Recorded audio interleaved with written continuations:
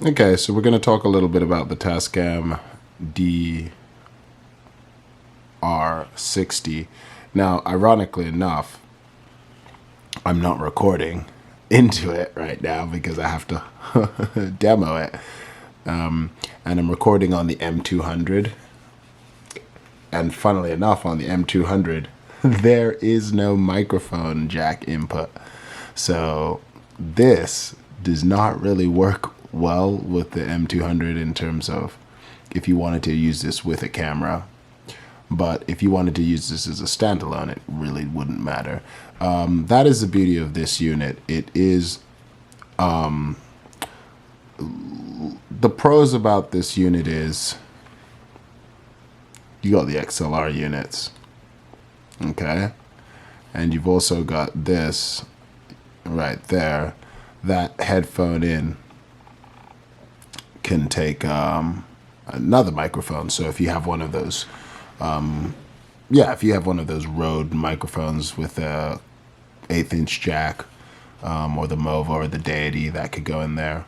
So you potentially have 1, 2, 3, 4. Now, the way you could get 2 lines in this is if you had a receiver, wireless receiver, and then you had two microphone transmitters transmitting into there, so you could potentially get 1, 2, 3, 4 mics going all in at once. I've tested it. The preamps, how do they sound? They sound good. Low noise for the signal, and especially boys and girls, if you are miking close. The closer you mic, the more you benefit from what's called the proximity effect, where you get a significant bass boost in bass the closer you are to the sound sources, to the microphone. So there are a lot of things that you can do with this unit to make this a really, really valuable unit in the field. If you're recording, if you're getting audio for film purposes, or you're recording music events or something like this. So the way I power this is it can take conventional batteries, I believe 4 AA batteries. Correct me, I'll correct that if I'm wrong.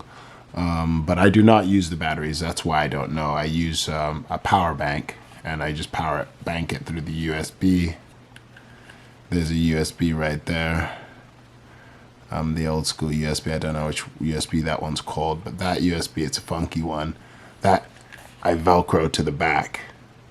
There's a power bank I Velcro to the back, and it can, with that, it can be powered for hours and hours, like over 10 hours. I've never run out of battery, so the power solution is pretty much solved once you use a power bank. I use like a 10,000 milliamp, but there's bigger ones that could last even longer, but the 10,000 seems to last very long. It's audio, and there's not really a graphical display that's too intense, so it's really not that big a deal. It really powered on. You can connect your camera on top right there. You can put your quick release or something like that, so you can put it on a tripod. And you have a little unit right here. The controls are pretty straightforward. You've got, if you're doing a line in, you have a mic coming in, or if you have a condenser mic, you want that phantom power right there. So that's for those of you who are using the condenser mic, the phantom powers. These are this is like digital attenuation. So there is a delay when the volume takes steps up or down, when you attenuate up or down. So it will not hear the volume. You'll not hear the volume rise or lower immediately. You'll kind of move it, and then it'll digitally kind of see where you set it and then step it to that digital marker. So it's almost like, instead of having a clean, smooth attenuation as it gets a little bit quieter and you get a little bit louder, I'm simulating with my voice, but it doesn't do that. It kind of goes like, you're talking at this level, then you do this, and then it goes down. It doesn't gradually go through those steps. It just waits to see where you've put it, and then it attenuates to that marker. So that is, it requires, if you're doing kind of musical stuff, you probably want to set these levels ahead of time and get a sound test before you, just so you don't push it. There are recording modes in this, dual recording, where you get a lower line recording. I guess that protects you if you do have distortions and things like that. The menu is pretty straightforward. You know, it takes a second to get used to and see kind of all the different things that you want to do. But it's not difficult if you're willing to take the time. I initially slept on this thing. I bought it and I just didn't want to use it for a while because going through the menu and using all the things, and I was getting really horrible sound because I wasn't setting the levels right. So I would suggest, like any gear that you get, you'd probably want to play around with this for a second and get some sound tests and record yourself and try to record other people to see kind of how to set the levels here and what kind of settings you like in the microphone. There is SD card right there where the I've never needed more than this 32 gig, honestly, and I try to wipe this stuff off. It's 30 megabit per second, right? Sample rate's 48 kilohertz, 16-bit sound. Also, this is for your headphones, so you can monitor this.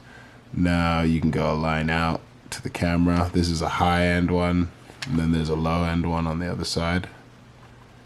And then also you can put your camera in. So you can put out to the camera, or you put your camera into there. And you can use this as kind of a through to your camera. So you'll use the camera's preamps, but you'll be able to use XLRs, and it'll just pass it through. So I've been able to capture sound. I took the memory card out just to make sure it wasn't capturing sound on the memory card, and it was just passing through this and into the camera. And so you can use this as an extension to your camera to add XLRs. But the beauty of that is that you could, I believe, capture this through your camera doing that and still capture a version on this too. And you could do a test and see which sound quality is the best. So with that being said, there's another addendum to this which makes this kind of a game breaker, is that you can add your wireless mic in here, like I said earlier. And I've gotten these Bluetooth mics that work with condensers, Bluetooth edition, so that'll turn that wireless. So this thing could be really a wireless beast, where you add the wireless headphones and that Bluetooth, and you could monitor remotely. And so we could do a sound test and just get some of the sounds off of this and see what it sounds like. We're gonna put this all together. We got the headphones for monitoring. This is the power bank with Velcro on the back, so strap that to the back. We got two microphones. I got a dynamic microphone, Shure 57, SM57, and this is actually the microphone that came with the Panasonic DVX200. This is the connected condenser, so that'll need phantom power in line 2. Check this out. So this and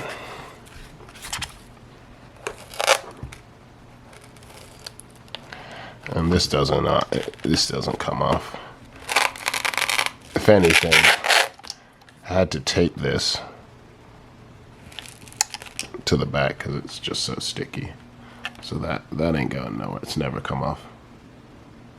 It's never come off.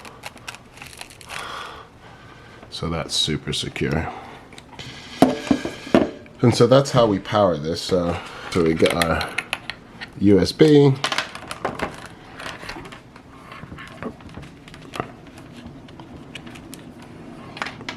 That one goes in there. And this one goes in here. And see that those lights light up. It means your power's ready to go. Then we want to monitor. So we take that one, put it into the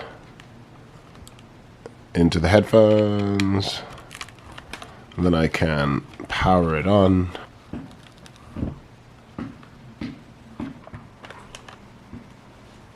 bus power USB, boom. And you can set the date. I feel like I have to set it every time that I go out. Okay, so in order to set this correctly, we have microphone 2 to the phantom power. So I want to switch that over to the phantom power. This microphone 1 is not phantom power. And then it's going to ask you, phantom power channel 2 is on. Are you sure? Yeah, I want it to be on. And so the setup we have is a 4-channel recording. I guess that should be just kind of always what I set it up as. So you see mic 1 and 2 is pumping out. I can attenuate these over here. So it looks like maybe, you know, microphone 1 is some, well, it's the, microphone 1 is the dynamic mic. It's the Shure right here. Okay. So we set up the 2 mics. Now I need to set up the wireless mic. Okay, so channel 3 and 4. Boom. Plug that in. Okay. Then we got to plug this microphone in. Our Voxcon. Boom. We're in channel 3, 4. Now we got to hook up the receiver. So put that on. Transmitter, receiver. Boom. It's telling me it's on, but there's nothing receiving. And now that green light means it's connected up. Okay, so right now I'm getting audio from all. I'm actually getting 1, 2, 3, 4 sources of audio. I'm getting audio from the camera. I'm getting audio from the camera. I'm getting audio from this wireless mic that I'm holding in my hand. I'm going to speak into the SM57 for a second. I'm now speaking into the SM57. Check, check, check. Speaking into the SM57 right now. Okay, so I'm speaking into the wireless microphone. Okay. You can hear that. This is me. I'm speaking into the wireless microphone. It's also being picked up by the M200, and it's also being picked up by these 2 other microphones that I have here. Okay, so now check this one out. Now we've got the SM57. I'm talking on the SM57. You can hear that one. And that's connected, so that sounds pretty good. Now let's check the last one. This is the Panasonic. Let me take this cover off because I don't know that I love. I'm starting to hear this in comparison. I don't know that this is a great microphone. I'm not sure that I love this one. Okay, so this is the Panasonic microphone that we're getting in right now. I just wanted to hear that sound compared to the other ones. And that's the Shure. Okay, you can hear that high.